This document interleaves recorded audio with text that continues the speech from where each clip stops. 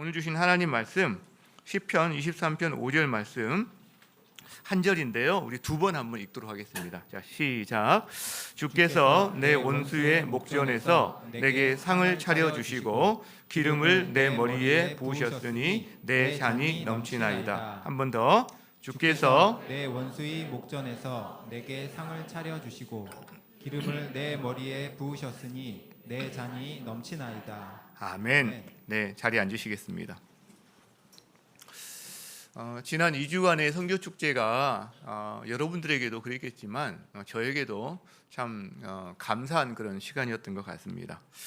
저희 교회가 현 시점에서 이렇게 고민하고 또 좀 막막해한 어떤 그런 부분들에 대해서 하나님은 여전히 자신의 일을 신이 하고 계시는구나라는 그런 것을 보여주시면서 소망도 되고 마음이 힘이 되는 그런 시간들을 경험했습니다.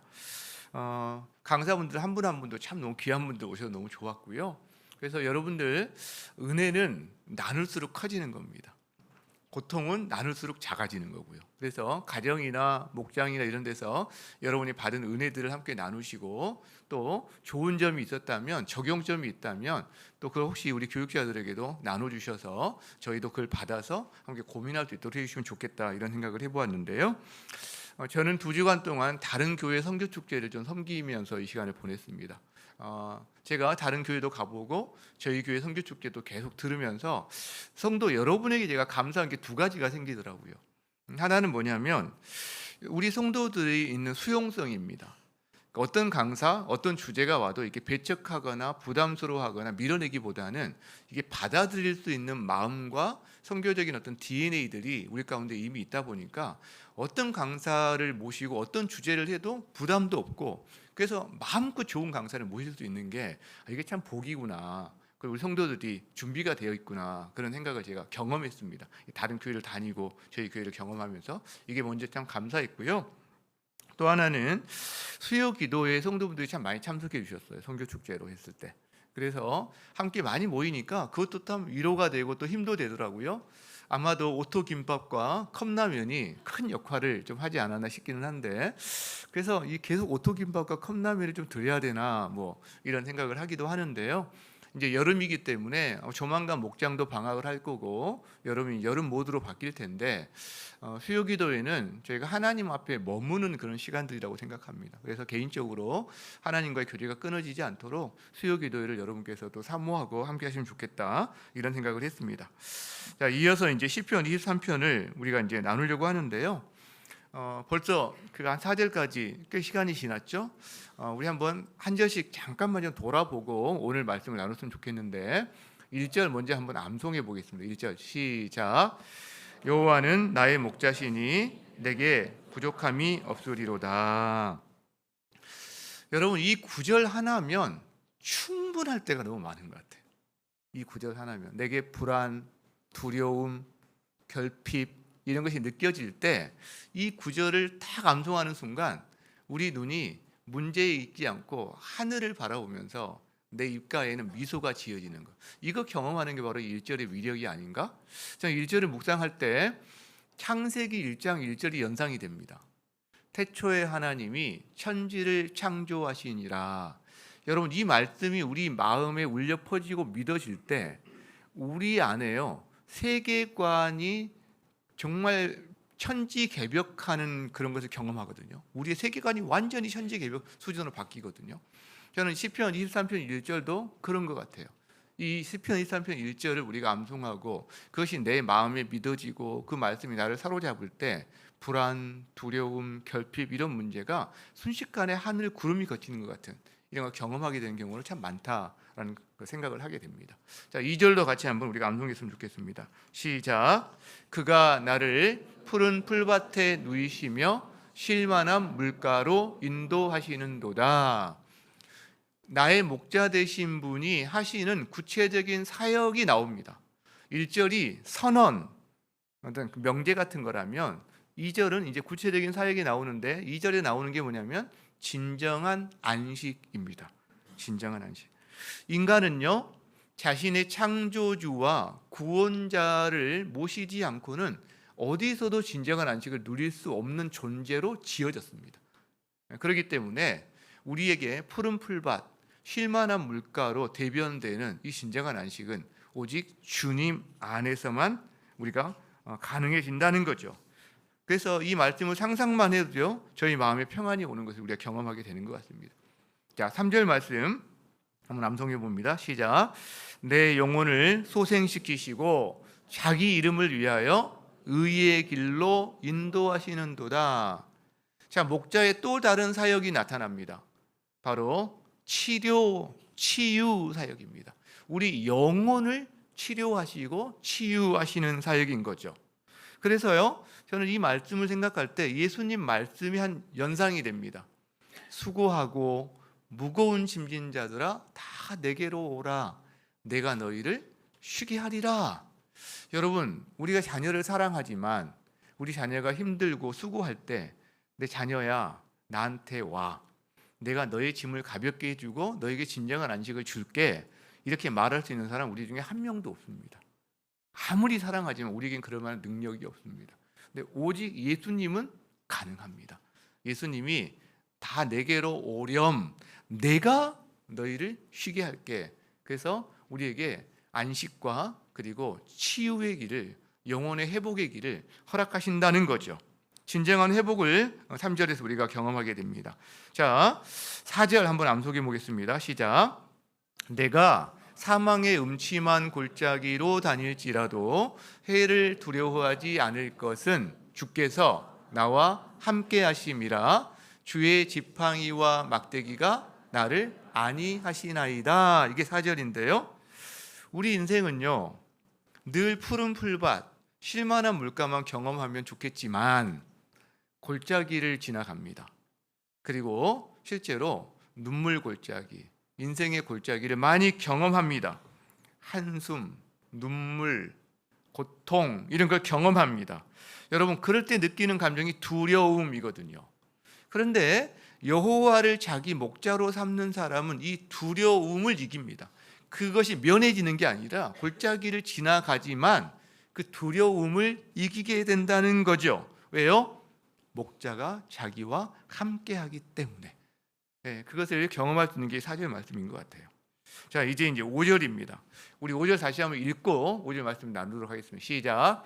주께서 내 원수의 목전에서 내게 상을 차려주시고 기름을 내 머리에 부으셨으니 내 잔이 넘치나이다. 여러분, 어떤 상황입니까? 지금 원수 앞에 있는 그런 상황, 원수가 나를 뭔가 추격하고 있는 이런 상황이라는 거죠. 실제로 여러분, 이 5절 말씀은 4절 말씀과 동전의 양면 같아 보여요. 4절 말씀은 우리가 눈물과 한숨에 심지어 죽음의 그림자가 드리워진 골짜기를 지나는 상황이라고 한다면, 5절은 그 동전의 양면처럼 이제 나를 위협하는 적이 나를 짓누르고 추격하는 그런 상황이다라고 볼 수 있어요. 여러분, 우리는 사망의 음침한 골짜기를 경험하는 것처럼 이 원수의 앞에 서 있는 상황도 경험하게 된다는 겁니다. 실제 우리 지난주만 해도 우리 성도의 한 어머님 같은 경우에 여러분, 그 에크모를 달고 심장 수술을 하고 에크모를 달고 그게 안 돼서 이제 심장 이식 수술까지 하는 그런 시간들을 보냈잖아요. 이게 다 우리의 삶의 모습이라는 거죠. 자, 그렇다면 여기 말한 원수의 목전에서 그랬는데, 이 원수가 누구일까요? 원수는 얼른 생각해 보면 간단합니다. 원수는요, 나를 억누르고 짓밟고 내 길을 방해하는 사람, 그리고 그래서 나에게 고통을 주고 뭔가 나를 절망에 빠뜨리는 사람이 나의 원수라고 할 수 있겠죠. 자, 그럼 다윗에게 있어서 원수는 어떤 사람이었을까요? 대표적인 사람이 누구일까요? 사울왕이겠죠. 사울왕이 거의 한 10년 정도를 자기를 추격했거든요. 군사를 다 풀었어요. 그리고 자기에게 선대하는 사람을 다 잡아들입니다. 그럼 밀정을 풀어서 늘 신고하라고 하는 이 사울왕이 다윗에게는 원수였을 거예요. 여러분, 근데 또 원수가 또 있어요. 우리 마음에 깊은 상처를 주는 사람도 우리의 원수에 해당할 수 있습니다. 근데 재미있는 것은 멀리 있는 사람이 나에게 깊은 상처를 주는 일은 그렇게 많지 않습니다. 주로 가까이 있는 사람이 나에게 깊은 상처가 되는 경우가 주로 많다는 거죠. 여러분, 그래서 가족이라든가 신앙생활 함께하는 우리 교우들 가운데 나에게 깊은 상처를 주는 사람, 항상 우리는 상처를 받기만 하지 내가 주는 법은 없어요. 그렇죠? 예, 주는 사람은 없고 받는 사람만 있는 게 이 교회 공동체의 모습이거든요. 가족도 그렇고요. 근데 여러분, 주는 사람이 없이 받는 사람이 있을까요? 그건 아닌데. 자, 그런데 다윗에게도 이런 원수가 있었을까요? 있었어요. 누굴까요? 압살롬. 정말 사랑하는 아들이거든요. 근데 이 압살롬이 다윗을 배반합니다. 자기를 잡아 죽이려고 자기를 추격합니다. 그리고요, 왕권을 위해서 다윗의 아버지의 첩들을 백주대낮에 남들 보는 앞에서 다 겁탈합니다. 여러분, 다윗의 마음에 그 칼로 베인 것 같은 상처가 얼마나 깊을지 우리가 한번 느끼게 되는 거죠. 아마 쉽게 이게 없어지지 않았을, 평생 이 상처는 남아있지 않을까, 이런 생각을 하게 됩니다. 자, 그렇다면 원수가 우리 눈앞에 있을 때, 혹은 원수가 나를 추격할 때 우리가 느끼는 감정이 뭘까요? 원수가요, 나를 억압하고 위협할 때 나는 불안과 두려움을 느낄 거예요. 원수가 나를 조롱하고 멸시할 때 나는 수치를 느낄 거예요. 원수가 가까운 사람인데 나에게 깊은 상처를 줄 때 나는 고통을 느끼며 배반감에 치를 떨게 될 겁니다. 그러니까 원수가 내 앞에 있을 때 다양한 우리의 감정적인 이런 변화들이 나타나는데, 그럴 때 사람들은 이걸 해결책을 찾습니다. 주로 어떻게 여러분은 그런 경우 해결책을 찾나요? 보통은 우리가 상대방을 비난하거나 공격함으로 나 자신을 합리화하면서 해결책을 찾을 때가 참 많습니다. 상대방을 비난하거나 공격할 때 힘이 있으면 힘으로 복수하고자 해요. 근데 힘이 부족하면 뭔가 소소한 복수를 할 거고요. 힘이 아예 없으면 꿍얼꿍얼대거나 속으로 하거나 말로 하거나 막 이렇게 할 거예요. 그런데 이것마저 여의치 않고 그렇게 해도 복수가 되지 않는데 내 마음이 해결이 되지 않으면 그땐 자기를 자책하기도 합니다. 너 그렇게 능력이 없니? 너 그렇게 그거 하나 처리하지 못하니? 그러면서 너 참 못난 녀석이구나. 그럼 자책하고 동굴 속으로 들어가고 절망하게 되는 것. 이것이 이제 우리가 일반적으로 원수들 앞에서 갖게 되는 우리의 감정이요, 우리의 해결책들이라는 거죠. 여러분, 근데 다윗은 지금 어떻게 하고 있나요? 다윗이 그렇게 하고 있나요? 상대방을, 사울을 들어서, 압살롬을 들어서 막 욕하고 비난하고 이렇게 하고 있나요? 혹은 나같이 못난 녀석 하면서 막 자기를 자책하고 있나요? 아니라는 거죠. 다윗이 어떻게 하고 있죠? 다윗은 새로운 길, 승리의 길을 노래해요. 주께서 내 원수의 목전에서, 그 다음에 어떻게 하죠? 원수의 목전에서 내 마음이 괴롭습니다, 이렇게 끝내는 게 아니라 내게 식탁을 차려주시고 기름을 내 머리에 바르시고 내게 그리고 잔이 넘치게 하십니다, 이렇게 고백한단 말이에요. 여러분, 그래서 이 다윗의 고백에서 우리는 한 가지 좀 어떤 이미지, 어떤 상황을 우리가 연상하게 됩니다. 이게 어떤 상황이냐면, 고대 근동에서는 어떤 사람이 원수에게 쫓기게 되면 이 사람이 살기 위해서는 뭘 해야 되느냐, 자기를 쫓는 사람보다 더 힘센 사람, 더 권력 있는 사람에게 피해야 되는 거예요. 자, 그러면 이 사람이 쫓아왔을 때, 자기가 어떤 힘센 사람과 권력 있는 사람 집에 들어갔을 때 이 사람이 그 집까지 함부로 침범하지 못합니다. 왜? 그 집에 대한 선전포고가 되기 때문에. 밖에서 기다리는 거죠. 쫓아내기를 기다리고. 그럼 그때 이제 해를 가하려고 하는 거죠. 여러분, 근데 이 주인이 자기에게 피신해온 사람을 쫓아내지 않고 이 사람을 맞아주는 거예요. 지금 식탁을 벌려서 잔치를 벌리는 거예요. 기름을 부어주고 잔을 채워주는 거예요. 그럼 원수가 어떻게 하겠어요? 가는 거죠. 이 사람이 쫓아내지 않는구나, 내가 이 사람 해야 할 수 없구나, 도망가는 거죠. 기본적으로 쫓길 필요가 없게 되는 거죠. 이와 비슷한 모습이 이스라엘의 제도 가운데 하나 나타나는데, 도피성 제도입니다. 도피성 제도.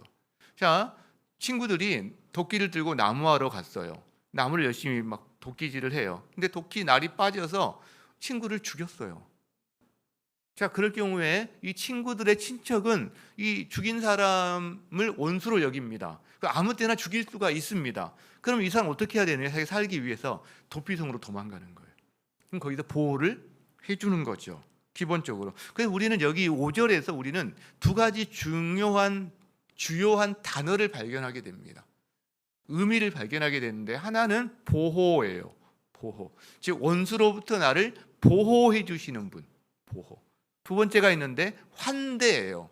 그 주인이 나를 단순히 보호만 하는 게 아니라 그냥 나를 보호하고 그냥 외양간에 너 그냥 거기서 돼지하고 같이 지내, 이게 아니라 환대해 주시는, 보호와 이 환대 개념이 5절에서 우리가 볼 수 있다라고 생각하는 건데, 먼저 보호를 볼까요? 여러분, 우리가 보호를 받을 때 보호받는 사람의 보호의 영역은 나를 보호해 주는 사람의 힘과 능력의 크기와 비례합니다. 어떤 조폭이나 강도가 나를 쫓아온다고 했을 때, 내가 누구 친구에게 도망을 갔는데, 피신을 했는데, 이 친구가 너무나 연약하다, 가령 초등학교 한 2, 3학년 정도밖에 힘쓸 수 없는 사람이다, 그러면 나를 잘 보호하지 못할 거예요. 그렇죠? 그런데 최홍만 같이 엄청난 그런 사람이다, 그러면 적어도 이 한 사람에게 보호를 될 수 있겠죠. 그런데 사단이 우리를 공격하고 원수가 되었을 때, 사람에게 도망갔을 때 그 사람이 우리를 보호할 수 있을까요? 어렵습니다. 사단을 이길 수 있는 사람은 아무리 유단자라 해도 어려운 거죠. 여러분, 그렇기 때문에 하나님을 자기 목자로 삼고 여호와를 목자로 삼고 여호와께 피난하는 사람은 세상 사람으로부터도 보호가 되는 거고요, 사단으로부터도 보호가 되는 겁니다. 여호와를 자기 목자로 삼고 피난처로 삼는 사람. 여러분, 그렇기 때문에 우리가 하나님께 피난을 하면 더 이상 우리가 두려워할 대상은 없어지게 됩니다. 어떤 사람도, 어떤 권력자도, 어떤 힘 있는 사람도, 심지어 군대라도 두려워할 수 없게 되는 거죠. 여러분, 그것을 시편 27편에서 이야기를 합니다. 시편 27편 한번 볼까요? 자, 여호와는 나의 빛이다, 나의 구원이시다. 그리고 나서 뭐라고 합니까? 내가 누구를 두려워하겠느냐? 여호와는 내 생명의 능력이시다. 그러니 내가 누구를 무서워하겠느냐? 이 말을 할 수 있게 되는 거죠. 하나님을 자기 목자로 삼고 피난처로 삼는 사람이 할 수 있는 고백이 되는 거죠. 그 다음에 악인들이 내 살을 먹으려고 왔어요. 대적들이에요. 원수들이에요. 나를 공격하러 왔어요. 근데 그들이 그걸 성취합니까? 이루지 못해요. 왜? 나의 보호자가 더 세거든요. 그러니까 그들은 오히려 넘어집니다.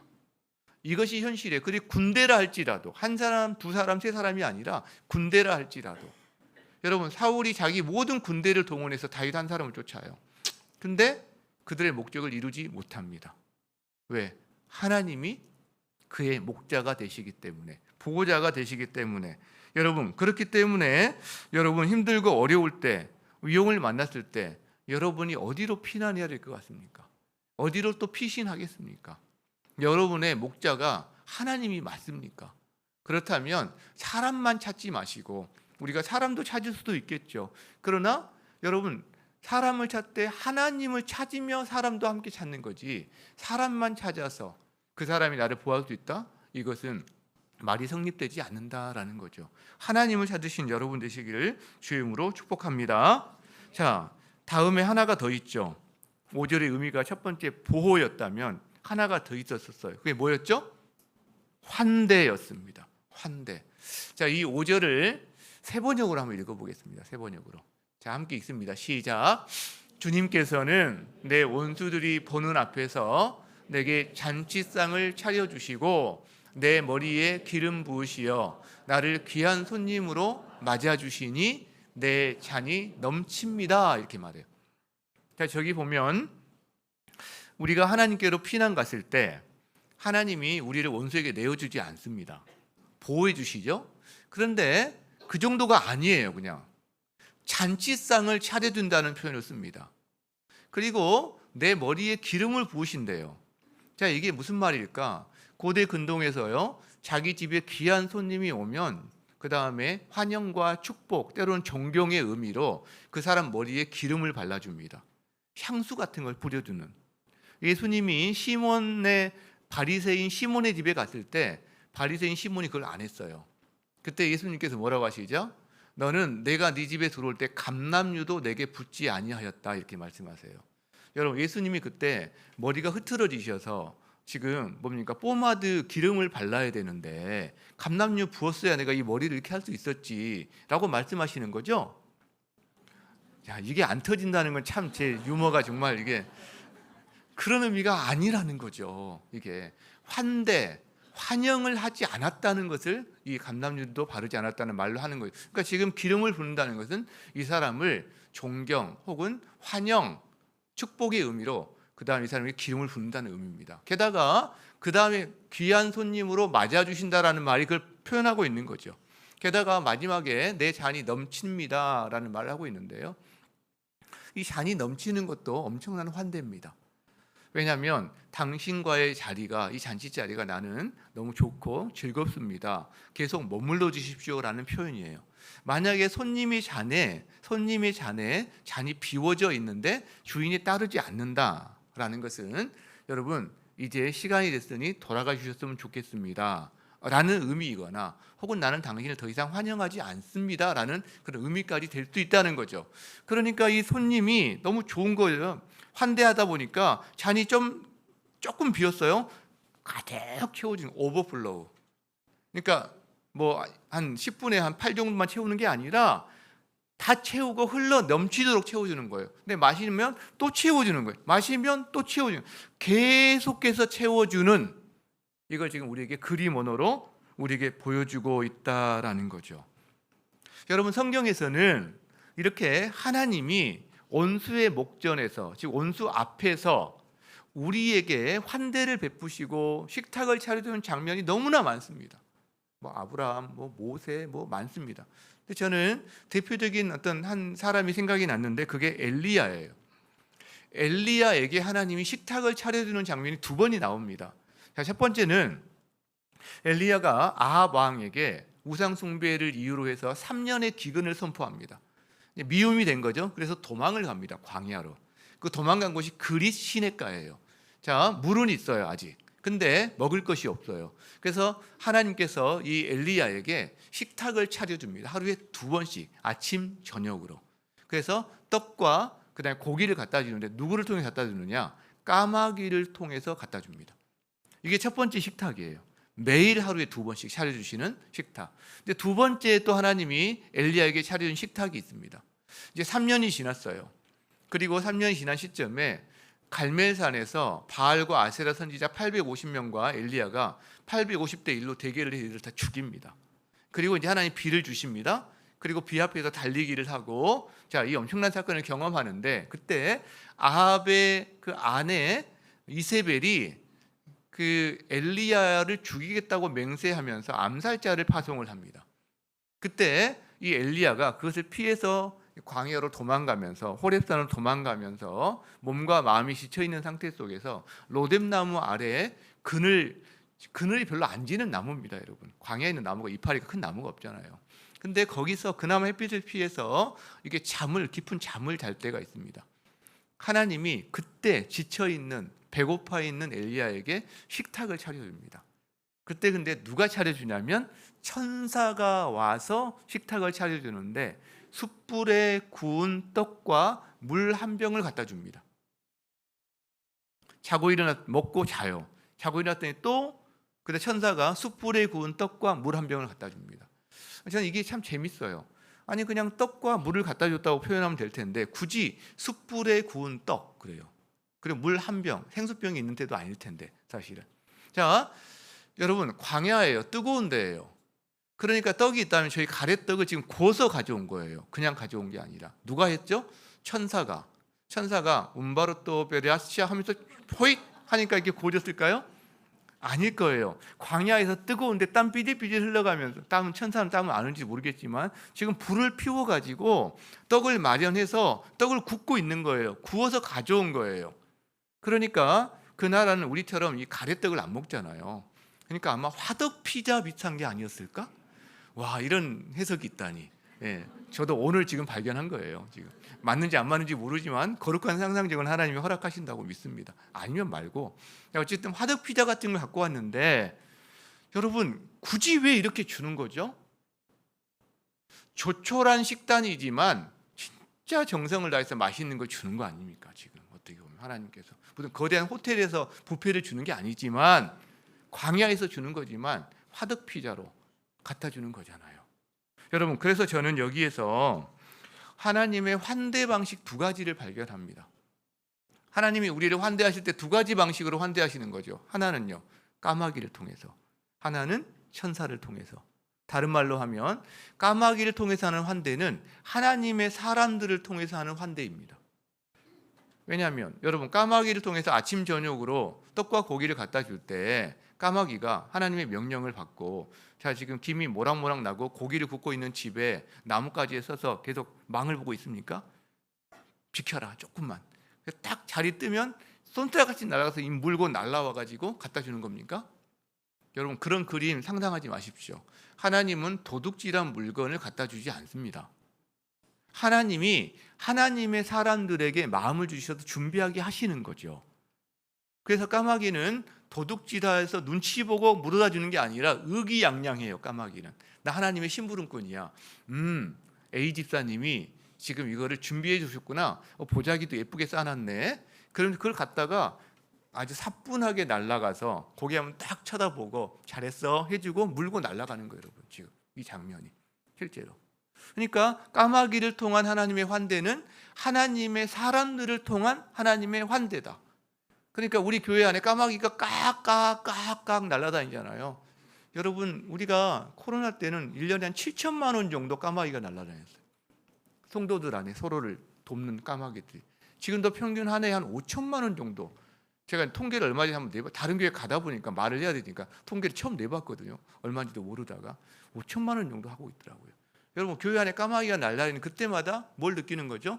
하나님이 하나님의 사람들을 통해서 나를 환대하시는 것을 느끼는 거죠. 이게 한 가지 방법이에요. 또 하나는 하나님이 직접 하시는 하나님의 환대, 천사를 통해서 하시는 것. 이 두 가지 방법이 있다라는 거죠. 제가 최근에 경험한 하나님의 환대도 이 두 가지 방식이었던 것 같아요. 여러분이 하나님의 환대를 경험했다면 결국 이 두 가지 방식 중에 하나였을 거예요. 저는 먼저 하나님이 하나님의 사람들을 통해서 보여주신 환대가 있었어요. 바로 지난주입니다. 제가 우리 성도 가운데 세 가정을 한꺼번에 한번 신방하는 일이 생겼는데, 이 세 가정이 얼마나 그 신방을 기대하든지 오래전부터 기대하고 그날 일부러 휴가를 내고 다 모였어요. 그리고 실제로 또 예배를 사모하니까 예배에 같이 드리게 되는데 그 자리를 위해서 자기 자녀들 가정까지도 다 불렀어요. 심지어 멀리 있는 자녀들 가정까지도. 그만큼 사모함이 있는 거죠. 그리고 그 교제를 위해서 몇 주 전부터 그 교제를 즐겁게 하기 위해서 뭔가를 다 준비하고 막 답사하고 막 이런 일을 막 했어요. 그리고 이 점심 때 이제 저희가 바비큐 파티를 좀 하면서 먹었는데, 이게 하루 전부터 준비하지 않으면 안 되는 바비큐를 했더라고요. 그 땀에 그 아들을 불러다가 이제 물론 그 시키긴 했지만 땀 삐질삐질 흘려가면서 그 굽고 있는 아들을 보니까 참 감동이 되더라고요. 이런 것들이. 게다가 바비큐만 하면 뭐 하니까 그 전날 밤에 김치를 또 새로 담고, 그러니까 이런 것들이 뭐 하나하나 말하면 끝이 없을 텐데 이게 저에게는 그 정성을 보면서 감동이 되었어요. 왜냐하면 이게 제가 뭐라고 저한테 하는 거겠어요? 그게 아니라 하나님을 사랑하기 때문에 하나님의 사람에게 이분들이 하고 싶은 마음을 하나님 주신 거죠. 제가 신방을 마치고 집에 오면서 그런 고백을 안 할 수가 없더라고요. 하나님, 주님께서 당신을 사랑하는 사람들을 통해서 저를 환대해 주셨습니다. 주님, 제가 힘이 납니다. 이 길을 잘 달려가야 될 것 같습니다. 이런 고백을 하면서 집에 오게 되더라고요. 다음으로 하나님이 저에게 친히 보여주신 환대도 있었어요. 저에겐 그게 바로 선교축제였습니다. 여러분, 사실 다음 세대 사역, 특히 청소년 사역에 대해서 우리가 그동안 안 해왔던 건 아니에요. 이렇게도 해보고 저렇게도 해보고, 근데 뭔가 돌파구가 잘 마련되지 않아서 어떻게 해야 되나 이런 어떤 막막함, 이런 게 사실 굉장히 많았어요. 근데 이번에 이 강사님들을 통해서 하나님이 친히 행하신 사역들을 보게 하시면서 우리에게 새로운 어떤 사역의 어떤 지경을 보여주시고, 그 다음에 가능하구나, 내가 절망하고 있을 필요는 없구나라는 어떤 소망을 주셨어요. 저는 그게 하나님이 우리 교회를, 그리고 또 저 자신을 이렇게 세밀하게 인도하신다는 것 때문에 하나님의 마음, 하나님의 환대하심을 깊이 경험하는 그런 시간들이었어요. 선교축제예요. 네 분의 강사가 오셨죠. 주제도 다른 말씀을 하셨죠. 근데 네 분의 강사가 각각 자기 삶 가운데 인도하신 하나님의 이야기를 해봤는데 저는 관통하는 어떤 주제가 있다고 생각해요. 그 단어가 뭐냐면 저는 환대라고 생각해요. 그리고 사랑이라고 생각해요. 학생 예배 운동 관련된 그 설교를 감당하고 그 다음에 그날 그분이 완전히 뭐 진이 빠지도록 저희한테 이렇게 시간을 보내셨는데 간담회를 또 했거든요. 그 간담회에서 그런 질문이 있었다고 제가 들었습니다. 아니 어떻게 이렇게 예수님을 알지 못하는 아이들이 예배에 옵니까? 그랬더니 그분이 간식 먹으러 옵니다. 이렇게 이제 대답하셨대요.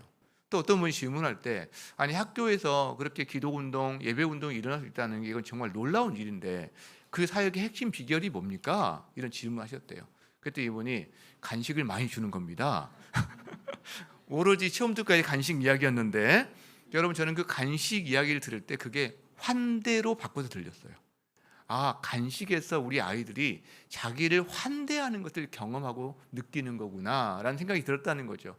여러분 목장에서 2학기 때요, 한 학기에 한 번이라도 한 학교의 예배를 여러분이 한번 간식이나 방문이나 기도로 섬길 수 있으면 참 좋겠다, 이런 생각을 해보았습니다. 청년 주거 공동생활에 대한 이야기는 저에게 정말 신선한 이야기였고 우리와는 좀 약간은 좀 급이 다른 것 같은 느낌도 들었지만 많은 아이디어와 도전을 받았던 이야기 아닙니까? 자, 그런데 그분이 청년 주거 공동생활을 지금 한 16년인가 해오면서 이제 참 많이 발전된 형태를 보여주셨는데 여러분 함께 사는 게 쉽습니까? 어렵거든요. 여기서 다 이야기 못했지만 그 안에 수없이 많은 충돌과 어려움과 곤고함과 문제들이 많았을 거예요, 사실은. 근데 그걸 어떻게 다 이기고 지금까지 올 수 있었을까? 그때 그분이 오셔서 하신 말씀이 있어요. 요한복음 13장 그 말씀이거든요. 같이 한번 봅시다. 자, 같이 읽습니다. 시작. 새 계명을 너희에게 주노니 서로 사랑하라. 내가 너희를 사랑한 것 같이 너희도 서로 사랑하라. 너희가 서로 사랑하면 이로써 모든 사람이 너희가 내 제자인 줄 알리라. 여러분 바로 이 말씀이었어요. 맞아요. 사랑. 그리고 다른 말로 하면 환대. 여러분 그것이 공동체에 있었기 때문에 어려움에도 불구하고 여기까지 올 수 있었다는 거죠. 그게 보여지는 거죠. 저희 교회 캐치프레이즈가 뭡니까? 영혼 구원하여 제자 삼는 선교적인 공동체. 이걸 우리 주일 예배 새벽 기도 하시는 분들 매번 쉬지 않고 기도해 주세요. 앞으로도 계속해 주세요. 그런데 제 목회 철학 앞에 정리된 것 앞에 저 구절이 들어가 있거든요. 그 제 철학 앞에서는 한 가지 추가되어 있는데 서로 사랑함으로 영혼 구원하여 제자 삼는 선교적 공동체거든요. 앞으로 이제 기도해 주시는 분들은 이거 추가해 주세요. 왜냐하면 성도들과 이걸 나눌 기회가 없어서 그동안 못했는데 서로 사랑함으로 영혼 구원하여 제자 삼는 선교적 공동체. 이 서로 사랑함으로 영혼 구원하는 거거든요. 서로 사랑함으로 제자를 삼는 거거든요. 서로 사랑함으로 선교가 일어나는 거거든요. 모든 것을 좌지우지하는 게 바로 이 서로 사랑함으로죠. 앞으로 기도했으면 좋겠다. 그러니까 결국 그 청년 주거 공동체 안에 면면이 흐르는 가장 큰 비결은 환대, 사랑이다라는 걸 우리가 알 수 있었다는 거죠. 단국대 외국인 유학생 사역의 핵심이 뭘까요? 저는 그것도 환대다라고 생각합니다. 그 유학생들의 어려움을 우리가 들었어요. 나그네로 살아가는 자의 어떤 공고함, 외로움, 슬픔. 여기서 몇 년을 학교 다녀도 한국인 친구 한 명 생기지 않는 그 현실들. 여러분, 우리는 다 나그네들 아닙니까? 이 땅에서. 그리고 우리가 다른 나라 가면 또 다 나그네 아닙니까?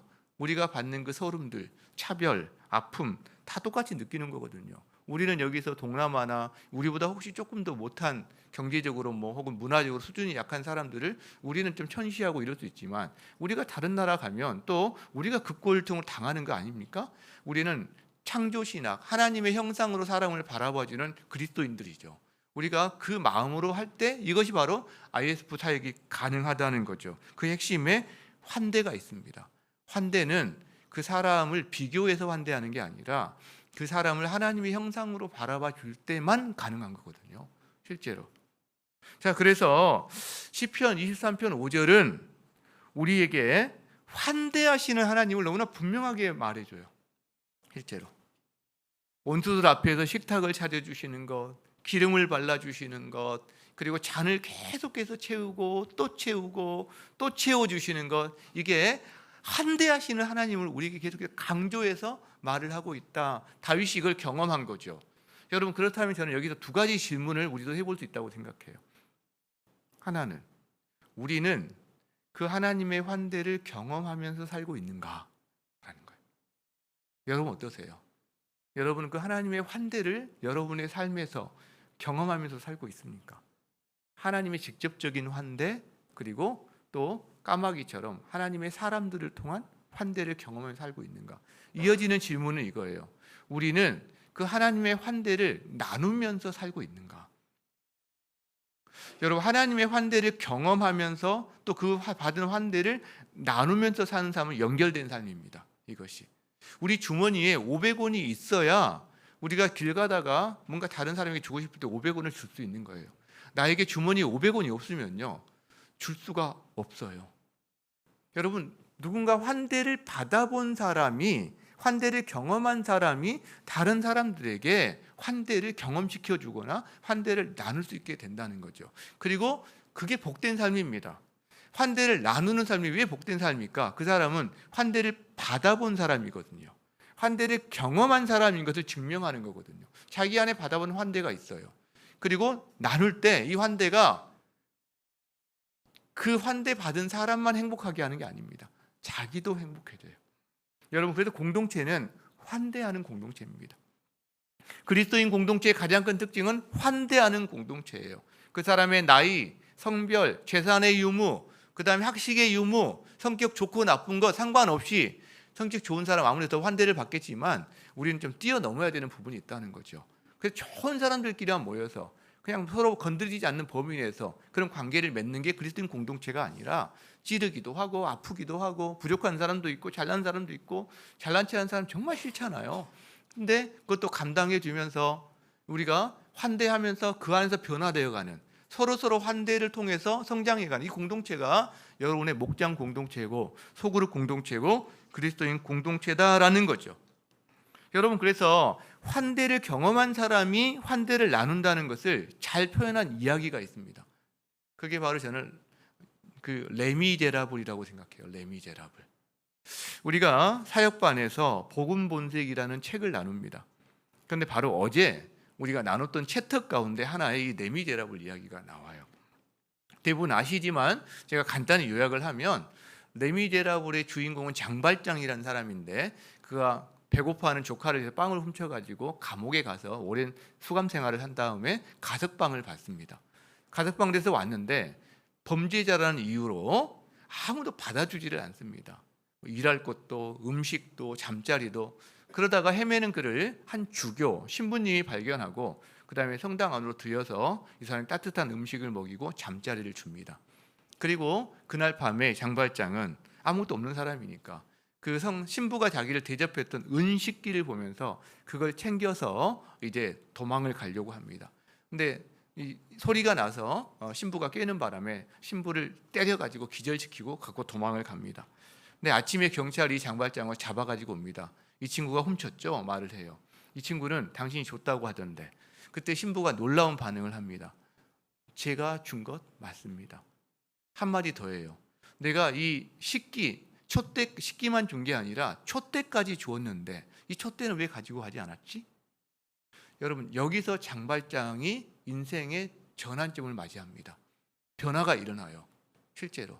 여러분, 장발장은 범죄자였어요. 세상을 향해서 원망과 증오가 가득한 사람이었습니다. 아마 평생 그렇게 살았을 거예요. 세상을 저주하고 다른 사람들, 자기에게 못되게 구한 사람들을 복수하고 혹은 저주하며 살았을 거예요.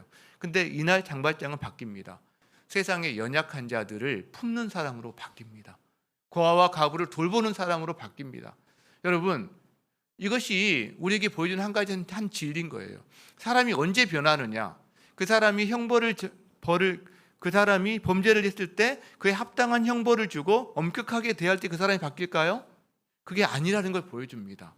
넘치는 은혜, 넘치는 환대, 넘치는 긍휼이 그 사람에게 긍휼을 생성시키는 거죠. 그래서 우리는 이걸 통해서 알게 됩니다. 환대가 환대를 낳는 거구나. 사랑이 사랑을 낳는 거구나. 우리가 이걸 알게 된다는 거예요. 여러분, 예수님이 비슷한 이야기를 하셨어요. 1만 달란트와 100데나리온 이야기를 하셨어요. 1만 달란트는 이 노동자 급여로 한다면 한 사람이 20만 년 이상을 일을 해야 할 수 있는 이런 동네. 20만 년 아마 결국 영원히 갚을 수 없는, 인간이 수명이 100살인데 100살 내외인데 영원히 갚을 수 없는 금액이, 그래서 탕감을 해줘요. 자, 그런데 이 친구가 나갔다가 자기한테 100데나리온, 즉 일용 노동자 100일치 급료에 해당되는 것을 빚진 사람을 만나서 안 갚으니까 감옥에 쳐넣어 버려요. 그때 왕이 그 소식을 듣고 분노하면서 이 사람을 감옥에 넣는 그 이야기거든요. 여러분, 이것이 우리에게 말해주는 게 뭘까요? 이 1만 달란트와 100데나리온, 너도 100데나리온 용서해라, 이 말을 하기 위한 걸까요? 여러분, 그게 아니에요. 포함되어 있는 내용이지만, 자, 놀라운 환대와 놀라운 은혜, 관대함을 경험한 사람이라면 자기 삶에서 다른 사람에게 조금이라도 이 관대함을 베푸는 게 맞다라는 이야기를 하는 거예요. 이게 순리고 이게 사람의 반응이다라는 이야기를 하고 있는 거예요. 결국 무슨 이야기를 하는 거죠? 놀라운 환대를 경험한 사람은 다른 사람을 환대하지 않을 수 없다는 거예요. 놀라운 은혜를 경험한 사람은 다른 사람을 은혜로 대하지 않을 수 없다는 거예요. 근데 우리는요, 놀라운 복음을 경험했는데, 놀라운 은혜를 경험했는데 다른 사람들을 대할 때는, 가족을 대할 때, 친구를 대할 때, 다른 성도를 대할 때 왜 엄격함으로만 대하나요? 왜 은혜로, 복음으로 대하지 않나요? 우리가 복음으로 대하지 않으니까 우리 자녀들이 복음을 경험할 통로가 없어져 버려요. 은혜로 대하지 않으니까 사건 하나하나마다 세상의 경쟁 방식으로 우리 아이들이 조건부로, 사랑으로 대하니까 이 아이들이 교회 다녀봤자 교회 평생 다닌 우리 부모에게서 보여지는 게 복음의 방식이 아닌 거예요. 그러니까 떠나가는 거죠, 실제로. 여러분, 이 말은 우리가 진짜 은혜를 경험했다면 우리도 은혜로 사는 사람들을 대하는 것이 순리다, 그렇게 될 수밖에 없다라는 것만 거꾸로 말할 수 있어요. 만약 우리가 다른 사람들에게 그래도 조금이라도, 완전하진 않지만 은혜로 대하지 않고 복음으로 대하지 않고 엄하게 대하고 자기인 관대하면서 항상 다른 사람 엄격하게 대한다면 이 사람은 생각해 봐야 된다는 거예요. 그 사람이 진짜 놀라운 은혜를 경험한 사람인지, 진짜 놀라운 관대함과 환대를 경험한 사람인지 오히려 의심해 볼 수 있다는 이야기를 한다는 거예요. 여러분, 그 복음 본색 책에서 이 부분을 그리어 목사님은 그래서 어떻게 표현하냐면, 이 복음 기도 4가지가 있거든요. 그 중에 3번째 이 복음 기도가 있는데 그걸 제가 좀 가져왔습니다. 한번 저를 따라서 읽겠습니다. 주님이 제게 하신 대로 저도 다른 사람들에게 하겠습니다. 우리 한번 더 해보겠습니다. 주님이 제게 하신 대로 저도 다른 사람들에게 하겠습니다. 여러분 보세요. 1번이 뭐냐면 주님이 제게 하신 거예요. 그리고 2번이 뭐죠? 내가 다른 사람들에게 하는 거예요. 순서가 중요합니다. 이 순서가. 1번은 하나님이에요. 하나님이 우리에게 베푸신 은혜와 긍휼과 환대가 1번이에요. 그리고 그것을 받은 사람이 하는 반응이 2번이에요. 다른 사람들에게, 가족에게, 친구들에게. 여러분, 이 순서가 정말 중요해요. 이 순서를 놓쳐버리잖아요, 그럼 문제가 생깁니다. 여러분, 그래서 1번을 경험한 사람이 내가 이 하나님의 환대를 받았네, 이 은혜를 누렸네, 그렇다면 내가 다른 사람한테 어떻게 해야지? 이 반응에서 나오는 모든 행동이 선교적인 일상이에요. 모든 행동, 김치를 하나 갖다 준다거나 따뜻한 말을 건넨다거나 이 마음을 가지고 선교지를 간다거나 국내 선교지든 해외 선교지든 간다거나 선교사님께서 기도한다거나 혹은 복음을 전한다거나 또 다요. 그러니까 1번, 하나님이 내게 하신 그 은혜와 복음과 환대를 가지고 그 마음으로 내가 마음이 충만해지고 기뻐하면서 그 반응으로 그럼 나도 다른 사람에게 조금이지만 부족하지만 하다못해 내가 커피 한 잔을 사줘야지 하면서 하는 모든 게 선교적인 삶이에요, 여러분. 근데 이 순서를 놓치면 어떻게 되느냐?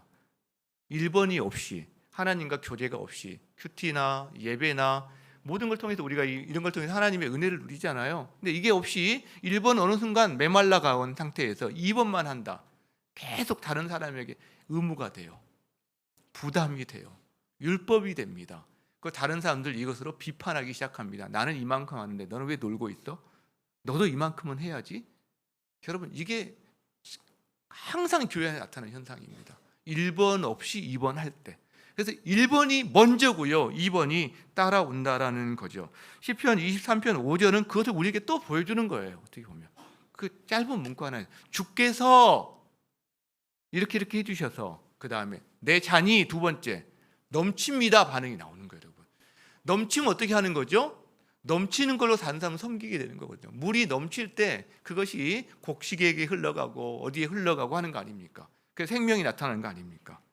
여러분, 1번, 2번 이것이 은혜 받은 사람의 모습입니다. 다윗은 그렇게 살았어요. 이 은혜를 경험했기 때문에 나중에 그가 자기 친구 요나단의 아들 무비보셋을 찾아서 은혜를 주고 또 다른 사람을 찾아서 은혜를 주고 이 하나님의 환대를 경험했기 때문에 그는 자기 삶에 다른 사람을 찾아서 환대하는 일을 벌이게 된다는 거죠. 이게 은혜 받은 사람의 모습이고 이 땅의 그리스도인의 삶의 모습인 줄 믿습니다. 저와 여러분의 삶의 모습이기를 축복합니다. 말씀을 마무리하기를 원합니다. 오늘 이 시편 23편 5절에 보면 내 잔이 넘치나이다 라는 고백이 나와요. 내 잔이 넘치나이다. 여러분, 여러분의 삶에서 이 고백 얼마나 하고 계십니까? 우리는 이 고백 대신에 우리의 실상은 뭐냐면 내 잔이 비어 있습니다. 내 잔이 말라 있습니다. 아마 이게 우리의 실상일 수도 있습니다. 여러분, 그런데 내 잔이 넘치나이다 라는 말이 되기 위해서는요, 비어있는 내 잔에 누군가가 자기의 것을 비워서 나를 채워줄 때 내 잔이 채워지고 내 잔이 넘치게 됩니다. 실제로 그것도 조금 부으면 조금 차는 거죠. 여러분, 그렇기 때문에 내 잔이 넘치나이다를 고백한 사람은 다른 누군가가 자기의 잔을 몽땅 비워서 나에게 엄청 쏟아부은 경험을 한 사람이고 그걸 경험할 때 우리는 내 잔이 넘치나이다 라고 고백하게 되는 거예요. 여러분, 그렇다면 여러분의 잔이, 우리의 잔이 어떻게 채워졌을까요? 우리에게는 원래 빈 잔이었는데, 우리는 말라버린 잔이었는데, 여러분, 그 우리를 채우기 위해서 예수님은 자기 안에 충만한 생명의 잔으로 충만하신 분이신데 이 생명의 잔을 우리를 위해서 비우신 거예요. 그로 인해 우리의 잔에 이 생명이 넘치게 된 겁니다. 자, 이것이 요한복음 6장 말씀에 나옵니다. 같이 한번 읽어보겠습니다. 시작. 내 살을 먹고 내 피를 마시는 자는 영생을 가졌고 마지막 날에 내가 그를 다시 살리리니 내 살은 참된 양식이요 내 피는 참된 음료로다. 세상에 먹는 어떤 음식도, 어떤 잔치상에서 먹는 음식도 시간이 지나면 배가 고파집니다. 그런데 예수님이 주시는 자신의 진정한 음료와 살, 이걸 먹는 사람은 영원히 배고프지 않는 사람이 되는 거죠. 예수님이 십자가에서 자기를 우리에게 주신 겁니다. 자기의 잔을 비워주신 겁니다. 그런데요, 하나가 더 있다는 거예요. 우리에게 생명의 잔으로 가득 채우기 위해서는 우리는 우리 잔이 비어있다고 그랬는데 생명의 잔으로 치면 비어있지만 우리가 사실 가득 채워져 있는, 대신 생명은 비워져 있는데 가득 채워져 있는 잔이 있어요. 우리에게. 그게 진노의 잔이에요. 저주의 잔이에요. 하나님과의 관계가 깨어지면서 우리는 이 진노의 잔으로 가득 찬 사람들입니다. 근데 우리 안에 있는 이 진노의 잔을 비워야 생명의 잔으로 채울 수가 있는 거예요. 그것을 위해서 하신 게 뭐냐? 우리에게 있는 진노의 잔을 예수님이 대신 마시신 거예요. 가져가신 거예요. 겟세마네 동산에서 뭐라고 하십니까? 예수님이 주님, 아버지, 할만하시거든 이 잔을 내게서 지나가게 해주십시오. 이게 저주의 잔, 진노의 잔이거든요. 근데 어떻게 했습니까? 결국 십자가에서 저주의 잔, 진노의 잔을 다 받아서 자기가 감당하세요. 자기가 마셔요. 그리고 우리에게서 그 진노의 잔을 가져가시고 거기에 자신의 생명의 잔을 채워주신다라는 거죠. 여러분, 이것이 예수님이 우리를 환대하신 방식이에요. 주머니에 있는 것 100원짜리 몇 개, 10원짜리 몇 개 던져준 수준이 아니라 자기의 모든 것을 내어주신 예수님의 이 희생과 헌신이 바로 우리를 향한 주님의 환대였습니다. 그 결과 우리는 고백할 수 있게 된 거예요. 내 잔이 넘치나이다. 내 잔이 넘치나이다. 여러분, 우리는 인생의 골짜기를 경험하고 원수의 위협과 조롱 앞에서 살아갈 때도 많지만 그때마다 이 하나님의 채우심을 경험할 때마다 우리 이 고백을 하게 되는 겁니다. 내 잔이 넘치나이다. 과거에 하나님께서 넘치게 하셨고 지금도 넘치게 하고 계시고 앞으로도 넘치게 하실 것입니다. 이 고백이 저와 여러분의 내면의 진정한 고백이 되기를 주의 이름으로 축원합니다. 우리 함께 찬양하며 기도의 자리로 나아가겠습니다. 내 아버지 그 품 안에서, 바로 이 내 아버지 대신에 나의 목자를 우리가 연상해야 될 것 같아요. 나의 목자 되신 주님 안에서 내 영혼은 안전하다. 이 고백하며 찬양으로 나아가겠습니다.